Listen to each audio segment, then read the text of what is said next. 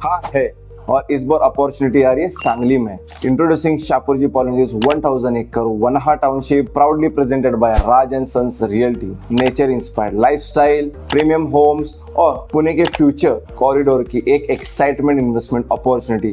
अब उसका exclusive preview और बुकिंग इवेंट हो रहा है सांगली में, hotel great Maratha, 16 August 11 AM to 8 PM। Project को पर्सनली एक्सप्लोर करें, एक्सपर्ट के साथ बात कीजिए और एक्सक्लूसिव अपॉर्चुनिटी को मिस मत कीजिए। सीट्स आर लिमिटेड, तो सांगली पुणे की नेक्स्ट बिग इन्वेस्टमेंट अपॉर्चुनिटी को मिस मत कीजिए।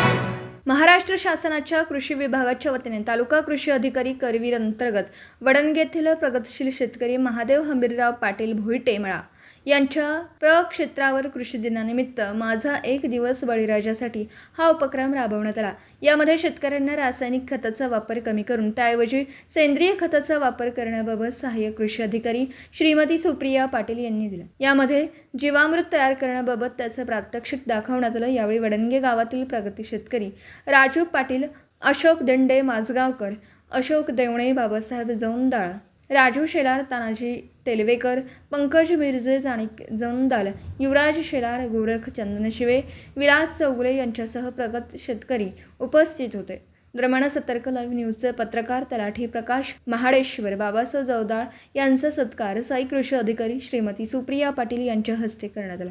दरम्यान वडणगे येथील शेतकऱ्यांनी अनेक प्रश्नावरती कृषी अधिकारी यांच्याशी संवाद साधून आपल्या शेतीमध्ये कोणकोणते प्रयोग केले पाहिजेत याची माहिती जाणून घेतली। हा कार्यक्रम माझा एक दिवस बळीराजासाठी याचा औचित्य साधून घेण्यात आला। श्रीमती क्रांती पाटील, कृषी अधिकारी, विभागीय कृषी सहसंचालक कोल्हापूर विभाग, कोल्हापूर यांनी कृषी विभागाच्या सर्व योजनेची माहिती दिली। शेतकऱ्यांच्या बांधावरती वृक्षारोपणही करण्यात आलं।